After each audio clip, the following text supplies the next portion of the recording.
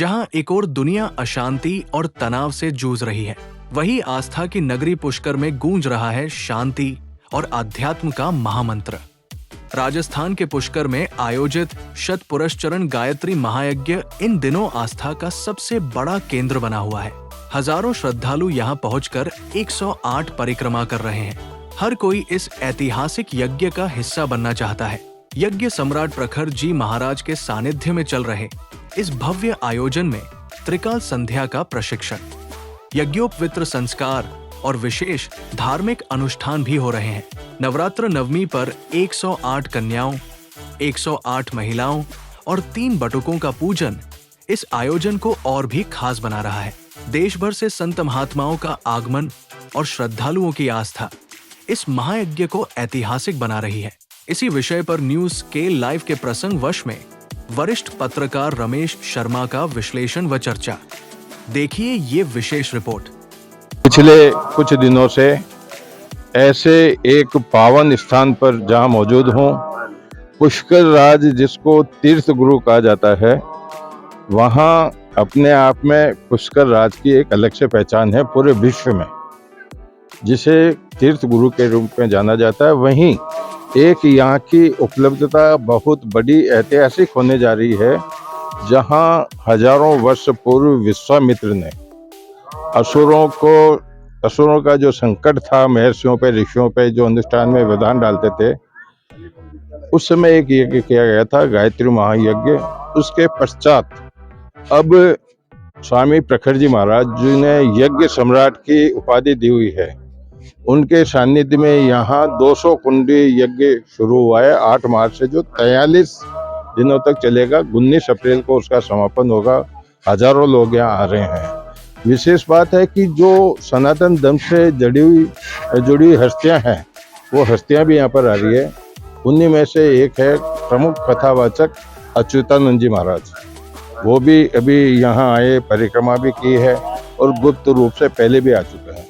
महाराज जी, आपका बहुत बहुत स्वागत है। आपको क्या कुछ महसूस हुआ है आने के बाद में? यहाँ तो कहते हैं ना कि परम शांति है। जैसे पिछले युगों में जाइए, ये लगता है जैसे देवभूमि है। वैसे तो पुष्कर देवभूमि है, तीर्थों के गुरु हैं, लेकिन यहाँ देख के ये लगता है हम लोग सतयुग में हैं, देवताओं के युग में हैं। यहाँ का जो वातावरण है ये परम शुद्ध है, यहाँ से जाने का मन ही नहीं करता है। निश्चित रूप से देखो, जैसा कि महाराज जी ने बताया कि कुछ स्थान ऐसे होते हैं जहाँ कोई व्यक्ति पहुँचता है लेकिन 2 मिनट 5 मिनट भी रुकने का उसका मन नहीं करता। मैं खुद भी इस बात का साक्षी हूँ कि यहाँ आने के बाद में किसी व्यक्ति के जाने की इच्छा नहीं होती है। तो महाराज जी ने सही कहा। लेकिन महाराज जी, इसके अलावा क्या उपलब्धता है जो विशेषता आपने यहाँ पाई है? यहाँ तो एक तो देखिए वेद मंत्र, और यहाँ यहाँ की व्यवस्था है। यज्ञ करना कई जगह होता है, लेकिन जो व्यवस्थित रूप से एक नियम से होना चाहिए, वहाँ ये देखने को मिला है। और धन्यवाद है श्री प्रखर जी महाराज को, जिन्होंने पुष्कर के पावन भूमि में ऐसा दिव्य आयोजन किया है। इनको तो दूसरे विश्वामित्र जी कहा जाए तो कोई बड़ी बात नहीं है। और पहले भी जब भूमि पूजन हुआ था, झंडारोहण, उसमें भी दर्शन में करने में आया था। और आज ऐसा लगता है यहाँ से जाने का मन ही नहीं करता है। और जगह से उच्चाटन होता है, चलो यहाँ से, लेकिन यहाँ से जाने का मन ही नहीं होता है। ये देवभूमि और ये पुष्कर का सौभाग्य है कि ऐसे संत पुष्कर में आकर के अद्वितीय यज्ञ का आयोजन इतना लंबा, मैं कहता हूँ भारतवर्ष में इतना लंबा यज्ञ शायद ना हुआ हो, और शायद हो भी ना।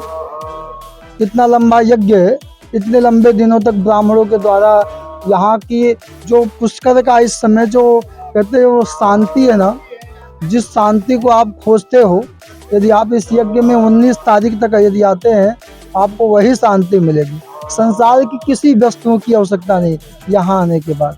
इसी के साथ जय जय सीताराम। और रमेश जी का बहुत धन्यवाद है, पहले भी मिले और आप सेवा मीडिया के माध्यम से करते, काफी दिनों से संपर्क भी है। और इसी के साथ जय जय सीताराम। बिल्कुल, मैं आपको बता रहा हूँ कि यहाँ विधिवत रूप से यहाँ कार्यालय की भी स्थापना की हुई है, जहाँ कार्यालय में हर प्रकार की व्यवस्थाएं यहाँ पर सुचारू रूप से की जा रही है।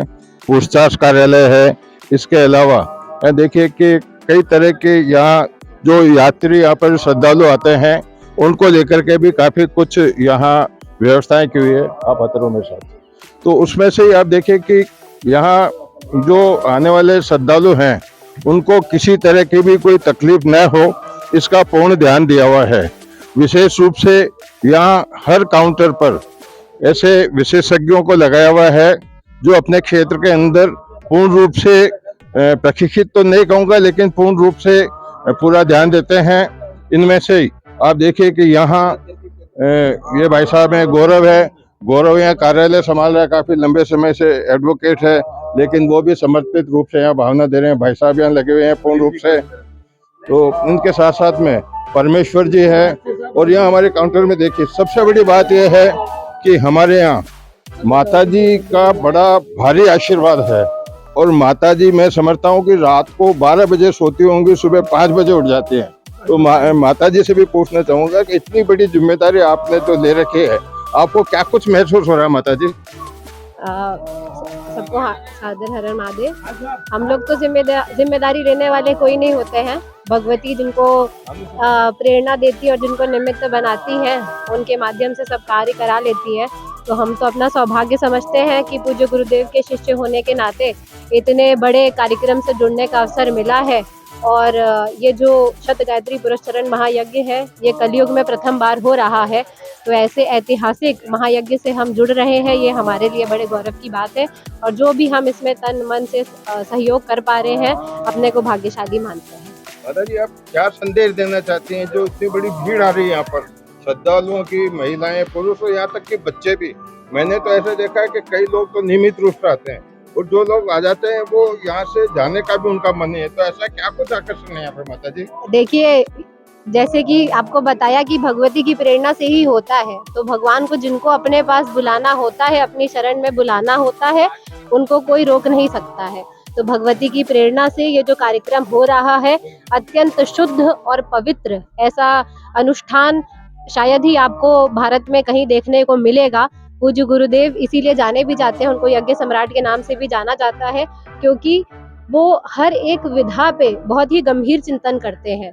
अगर ये महायज्ञ होना है तो उसके पीछे का कारण क्या है, उद्देश्य क्या है, उसको पूर्ण करने के लिए किस प्रकार की व्यवस्था चाहिए। ब्राह्मण भी चाहिए तो त्रिकाल संध्या वंदन निष्ठ ही चाहिए।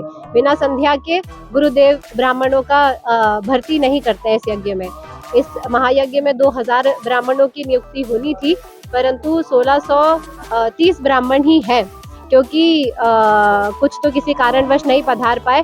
लेकिन जो 1630 है आज के समय में, वो त्रिकाल संध्या वंदन करने वाले हैं। तो ये बड़े ही गौरव की बात है हम सभी के लिए। और केवल ब्राह्मणों को ही लेकर नहीं, जो यहाँ के हमारे यज्ञाचार्य हैं वो भी वेद मूर्ति पंडित सुनील दीक्षित जी हैं, जो दीक्षित परिवार से काशी के सुप्रसिद्ध वैदिकों में से गिनती जिनकी होती है। साथ ही यहाँ के यजमान भी आप देखें, सब एक से बढ़ के एक कर्मनिष्ठ ब्राह्मण हैं।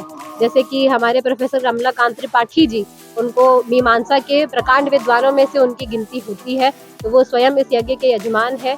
और यहाँ इस यज्ञ के प्रतिनिधि यजमान जो है वो स्वयं अग्निहोत्री जी हैं। तो इस प्रकार से इस महायज्ञ में जो भाग ले रहे हैं और जो इसकी व्यवस्था है, वो अत्यंत पवित्र, पावन और शास्त्रीय मर्यादा को ध्यान में रखते हुए है। और ऐसा संयोग इस कलयुग में अत्यंत दुर्लभ है। तो ये हम सभी का सौभाग्य है। और वही ऊर्जा जो यहाँ से बन रही है, वही एक कारण है जो ये सब लोग दूर दूर से खिंचे हुए यहाँ पर स्वतः ही आ रहे हैं। तो निश्चित रूप से ये कहना चाहेंगे कि जो यहाँ वहाँ माहौल बना हुआ है, वास्तव में एक ऐसा माहौल है जहाँ आने के बाद में एक अजीब तरह की यहाँ ऊर्जा मिलती है। अपने मन प्रफुल्ल इस प्रकार से होता है कि पता नहीं वो स्वर्ग में ही आ गया हो। और निश्चित रूप से इसे स्वर्ग ही कहा जाएगा। और आपको बताएं, कितने ऐसे इसमें यजमान हैं जिन्होंने गायत्री पुरस्चरण का अनुष्ठान पहले ही शुरू कर दिया था। भूमि शयन कर रहे हैं, वो नियमित रूप से उनका जीवनचर्या हो गई है। कितने हैं जो अल्पाहार, फलाहार, इस प्रकार से उन्होंने नियम को धारण किया हुआ है।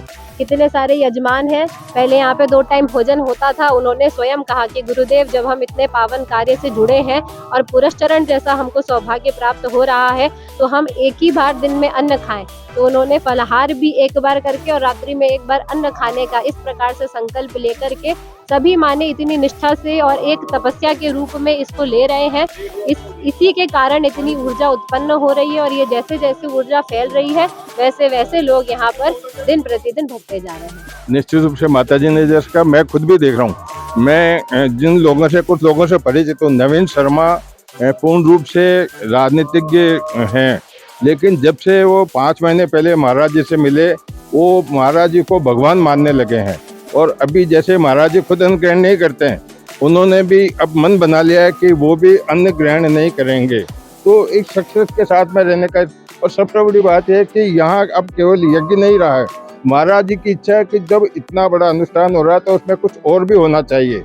तो यहाँ शाम को 7 बजे एक प्रशिक्षण कार्यक्रम भी रखा जाता है, जिसमें त्रिसंध्या के लिए विप्र बंधुओं को बनारस से आए विशेषज्ञ आचार्य जो उनको प्रशिक्षण देते हैं। इसके साथ साथ में एक जनेऊ संस्कार का भी यहाँ आयोजन किया जा रहा है। इस पावन स्थान पर अब जो है यहाँ पर उन 16 साल से अधिक लोगों की, जो युवकों की, जो युवा किशोर है, उनको यहाँ पर जनेऊ संस्कार के लिए भी पूरी व्यवस्था की जा रही है। ऐसी कई कार्यक्रम यहाँ पर नियमित रूप से आयोजित होंगे। और मैं एक बार दिखाऊंगा कि एक बार आप इधर से भीड़ को और दिखा दीजिए जरा सा। आज के प्रसंगवश को यहीं विराम देते हैं। कल फिर किसी प्रसंग के साथ मैं आपके सामने उपस्थित होऊंगा। तब तक के लिए हर हर महादेव। लोग परिक्रमा लगा नहीं पाते, तो ये दोष